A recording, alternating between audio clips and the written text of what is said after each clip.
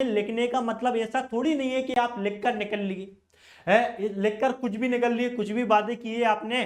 पहले के भी जो वादे हैं वो भी याद आते हैं कहीं ना कहीं, 2 करोड़ रोजगार, जन धन खाते में पैसे आना, 15 लाख आएंगे, और वो सारी चीजें। वो मैं मुद्दे नहीं उठा रहा हूं, बता रहा हूं। लेकिन वही मोदी जी, आप जनता को इस बार ऐसा बताएं कि ये मैनिफेस्टो है और ये पत्थर की लकीर है, आप इस पर कोर्ट पर जा सकते हो। मतलब आप इसमें, अगर हमने इस पर लिखे वादे, जो इंफ्रास्ट्रक्चर की बात कर रहे हो, रोजगार, जो भी आपके मैनिफेस्टो में है, वो मैं नहीं बताने वाला।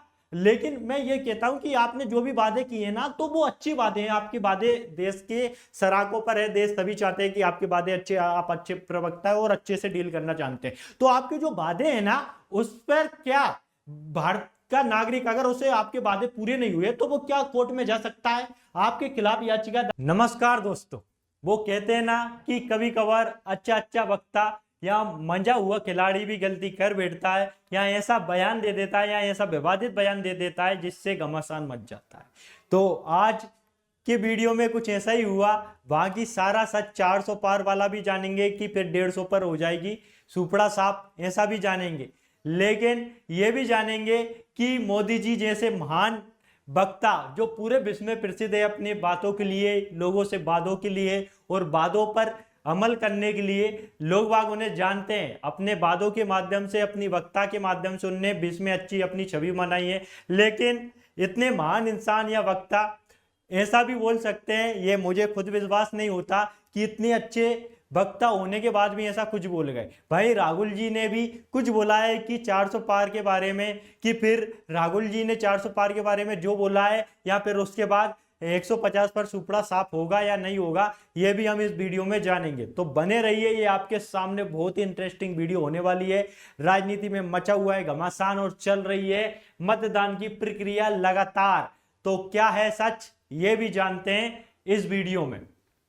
वैसे मैं बता दूं कि आप सभी से की निवेदन है कि शब्दों को कुछ लगाम के साथ प्रस्तुत करें और बिना लगाम के शब्दों को प्रस्तुत ना करें, ताकि आपको भविष्य में पछताना ना पड़े। वैसा ही कुछ है कि एक धुआं याद आता है, या एक पंक्ति याद आती है मुझे कि शब्द संभालिए बोलिए, शब्द के हाथ ना पाओ, एक शब्द औषध करे, एक करे घाव।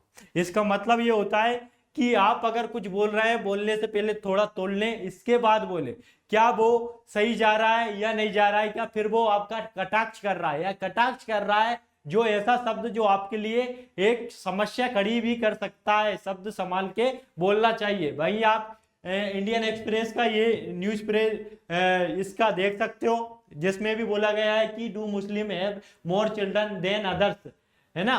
तो इसके बारे में भी सारा सच जानेंगे कि क्या है। लेकिन इसमें बोला गया है, कुल मिला के मैं यहाँ पे बता दूं कि ये बोला गया है कि जो मंगलसूत्र वाली बात हुई है, मंगलसूत्र जो माँ बहनों के मंगलसूत्र हैं या औरतों के जो मंगलसूत्र हैं, वो अब कांग्रेस क्या करेगी।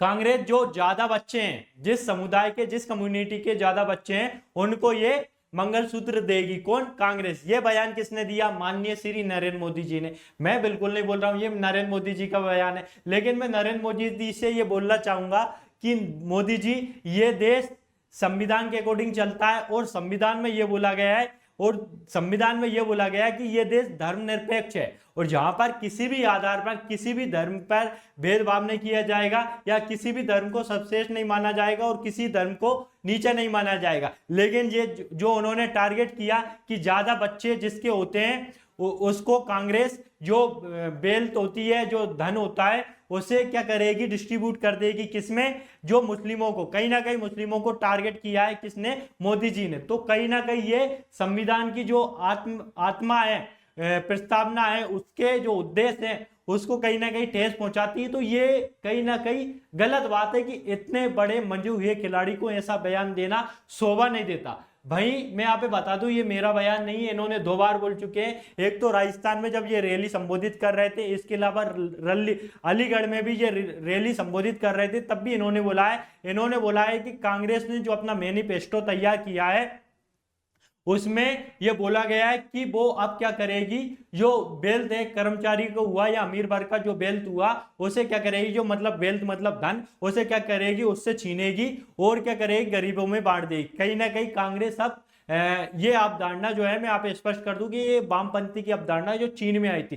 चीन में एक समय माओवादी पनपे थे और उन्होंने क्या किया था, जो अमीर वर्ग है उसका जो पैसा था वो गरीबों में बांट दिया। लेकिन भाई चिदम्बरम जी ने इस पर ऐतराज जताया है और बोला है कि हमने बिल्कुल ऐसा नहीं बोला, हमारे मैनिफेस्टो में बिल्कुल ऐसा नहीं है। हमने ये जरूर बोला है कि इस देश की जो संपत्ति है वो उसका 10% किसके पास है, मात्र 10% भारतीयों के पास पूरे देश की लगभग 10% संपत्ति है, और बाकी के पास जो देश की संपत्ति है वो 90%। टाटा, अंबानी, बिरला, अडानी ये तो अमीर हो रहे हैं, मतलब देश अमीर हो रहा है, लेकिन यहाँ का गरीब और ज्यादा गरीब हो रहा है। मतलब इनकी इनकम जितनी बढ़ रही है गरीब की इनकम उतनी नहीं बढ़ पा रही है। अगर इनकी इनकम एक लाख करोड़ बढ़ती है तो गरीब की इनकम 100 रुपए बढ़ रही है। तो कहीं ना कहीं ये भेदभाव जो है बीच का वो लगातार बढ़ता जा रहा है और अमीर अमीर होता जा रहा है, गरीब गरीब होता जा रहा है। ये चिदम्बरम ने अपने ये मोदी जी का जो बयान था उसे काटा है कि हमने बिल्कुल ऐसा नहीं बोला कि मोदी जी बोल रहे हैं कि आप जो संपत्ति वो है छुड़ाकर कैसे दी जाएगी, गरीब वर्ग को बांटी जाएगी, या जो माता बहनों के मंगलसूत्र हैं वो कैसे दी जाएगा, मुस्लिमों को दे देंगी। अब कांग्रेस सरकार बनी तो कहीं ना कहीं इस देश के जो सेंसा है वो कहीं ना कहीं मुझे डरे हुए नजर आ रहा है, क्योंकि इस टाइप के भड़काऊ बयान इन्हें कतई शोभा नहीं देते इतने मंजे हुए खिलाड़ी को। भाई मैनिफेस्टो की बात करें तो भैया मैनिफेस्टो ऐसा होना चाहिए कि पत्थर की लकीर होना चाहिए। जो मैनिफेस्टो में बोला है वो आप करें। ये दावा हम कांग्रेस से तो नहीं कर सकते, कांग्रेस सत्ता में आएगी फिर वो अपने मैनिफेस्टो का वादा नहीं करेगी तो हम उस पर निभाएंगे। किसी का भी मैनिफेस्टो उस पर हम कलम कसेंगे या उस पर हम आरोप लगाएंगे, प्रत्यारोप लगाएंगे। लेकिन फिलहाल तो आपकी सरकार 5 साल रह चुकी है और अगले 5 साल के लिए तैयार है, और आप अपने मैनिफेस्टो में रोजगार की बात करते हो जो अगली बार की थी 2 करोड़ की। इसके अलावा आप इंफ्रास्ट्रक्चर की बात करते हो, मतलब आधारभूत संरचना की बात करते हो। लेकिन मैं ये पूछना चाहता हूं कांग्रेस का हो या मोदी जी का मैनिफेस्टो है, मतलब मोदी जी अब भाजपा ही है, भाजपा मोदी जी है वही वाला है, इसलिए मैंने कांग्रेस में कांग्रेस लिया और मोदी जी का नाम भाजपा के रूप में लिया। तो पूरी भाजपा मोदी जी पे टिकी हुई है वर्तमान में, तो इसलिए मैंने ऐसा बोला। तो कोई गलत नहीं बोला, मैंने गलत बोला हो तो माफ करना। तो क्या होता है, ऐसा है कि मैनिफेस्टो में इन्होंने लिख दिया, लेकिन मैनिफेस्टो में तो आपने लिख दिया, लेकिन मैनिफेस्टो में लिखने का मतलब ऐसा थोड़ी नहीं है कि आप लिखकर निकल लिए है, लिखकर कुछ भी निकल लिए, कुछ भी वादे किए आपने। पहले के भी जो वादे हैं वो भी याद आते हैं कहीं ना कहीं, 2 करोड़ रोजगार, जन धन खाते में पैसे आना, 15 लाख आएंगे और वो सारी चीजें। वो मैं मुद्दे नहीं उठा रहा हूं, बता रहा हूं। लेकिन वही मोदी जी आप जनता को इस बार ऐसा बताएं कि ये मैनिफेस्टो है और ये पत्थर की लकीर है, आप इस पर कोर्ट पर जा सकते हो। मतलब आप इसमें अगर हमने इस पर लिखे वादे जो इंफ्रास्ट्रक्चर की बात कर रहे हो, रोजगार जो भी आपके मैनिफेस्टो में है वो मैं नहीं बताने वाला।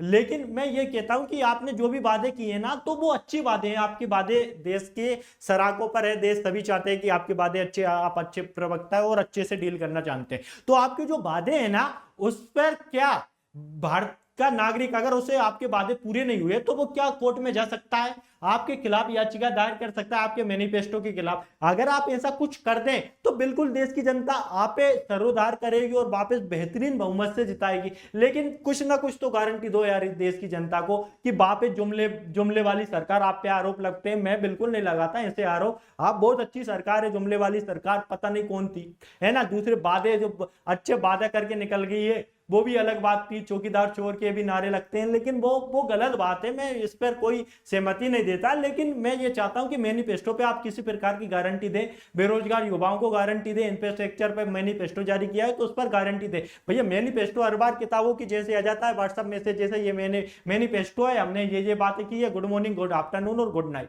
इसके अलावा तो कुछ नहीं है बीच में। जो लिखा हुआ है सर वो पत्थर की लकीर बना है यार। आपकी सरकार है, आप संविधान में संशोधन की बात करते हैं, 400 पार आ गए, तो आप संविधान में संशोधन ये नहीं करते कि जो भी पार्टी मैनिफेस्टो बनाएगी वो पत्थर की लकीर होगी। अगर वो पार्टी वो मैनिफेस्टो पर खरी नहीं उतरती तो क्या करेगी वो पार्टी, उसके खिलाफ आम जनता जो भारतीय जनता है वो कहां जा सकती है, कोर्ट में जा सकती है। और उसके खिलाफ जैसे फंडामेंटल राइट नहीं मिलते, ऐसे ही अगर मैनिफेस्टो में लिखी चीज नहीं मिली तो हम इसके खिलाफ आम जनता क्या कर सकती है, याचिका दायर कर सकती है, कार्रवाई करवा सकती है और सरकार से जबरन इस चीज को करवाने पर मजबूर करेगी। तो ऐसा अगर सरकार नहीं कर पाती तो सरकार इस्तीफा देगी। ऐसा अगर आप लिख दे तो देश की जनता आपको 400 पार क्या 543 सीटें ही आपको दे देंगी। लेकिन ऐसा कुछ करो सर कि ताकि गारंटी मिले, देश की जनता भ्रमित हो रही है बेचारी, क्या करे। मेरा कुछ नहीं है, बाकी तो देश की जनता यार, मैं भी जनता में ही आता हूं। बाकी आपका जो 400 पार का जो नारा है आप दे रहे हैं बहुत अच्छी, हर बार कहीं ना कहीं उंगलियां इशारा दे रहे हैं कि इस बार 400 पार, लेकिन वो 400 पार के नारे पर कहीं ना कहीं जो कांग्रेस है कांग्रेस है और जो कांग्रेस के अध्यक्ष राहुल गांधी जी हैं, इन्होंने बोला है और कहीं ना कहीं केजरीवाल ने भी इस पर बोला गया है। राहुल गांधी ने ये बोला है कि ये 400 पार के जो नारे आप दे रहे हो ना, तो वो 400 पार तो मिलने वाले नहीं है इस बार, क्योंकि आपके इस बार 150 पर आपका सुपड़ा साफ होने वाला है। मैं नहीं बोलने वाला, ये कांग्रेस बोल रही है, राहुल गांधी जी ने ये बोला है। और इसके अलावा और भी बयान आते हैं आपके, थोड़ी डिटेल लिख लेते हैं 400 पार की क्या उम्मीद है।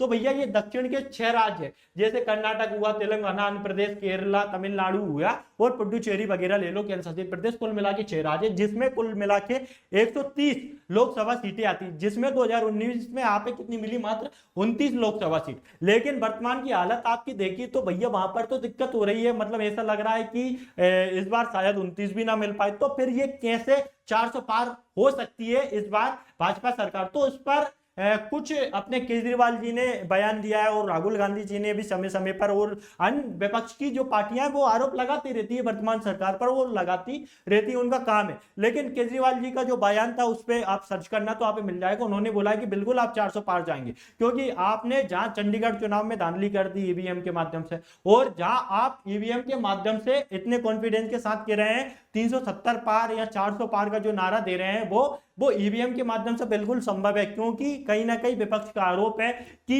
ईवीएम में आप धांधली कर वापस 400 पार लाकर इस देश के प्रधानमंत्री बन सकते हैं। ये मैं बिल्कुल नहीं बोल रहा हूं, इस देश की आम जनता बोल रही है।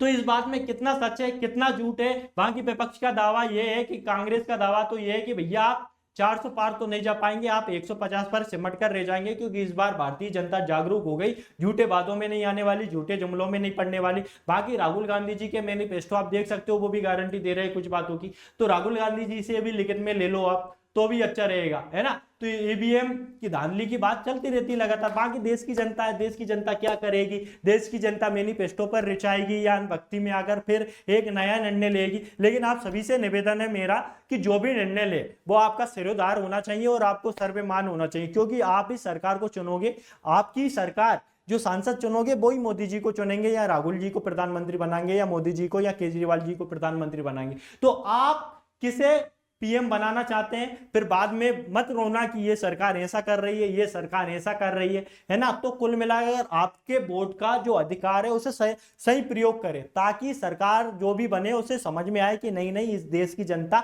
अब मूर्ख नहीं बची, अनभक्त नहीं बची, इस देश की जनता जागरूक है, पढ़ी लिखी है, और इस देश की जनता भारत को विश्व गुरु बनाना चाहती है, ना कि भ्रष्टाचारी भारत या गर्त में जाने वाला भारत। ऐसा बिल्कुल नहीं बनाने वाली, ना जुमलों वाला भारत बनाने वाली है। इस देश की जनता चाहती है कि जो महापुरुषों ने, जो प्राचीन काल में भारत था सोने की चिड़िया थी विश्व गुरु के रूप में, वही सोने की चिड़िया वर्तमान में बनाना चाहती है। तो इस देश की जनता से भी अपील है कि कहीं ना कहीं आप अपना अब जागरूकता बताएं, समय आ गया, अपनी वोट की ताकत बताएं, तो अच्छे से मतदान करें और सोच समझकर मतदान करें, और जो धर्म के आधार पर जो राजनीतियां चलती रहती हैं उन पर कहीं ना कहीं नहीं जाएं। आप समझे सोचे समझे क्या चीज चल रही है, क्या नहीं चल रही है, क्या देश हित में है, क्या नहीं है, वो आपके ऊपर है। मेरा किसी प्रकार से किसी से कोई सजेशन नहीं है भैया, मैं एक आम नागरिक हूं, और जो सिर्फ अपने मुद्दे उठाकर लाता है और देश की जनता के सामने रखता है। सही क्या है गलत क्या है वो आप डिसाइड करें।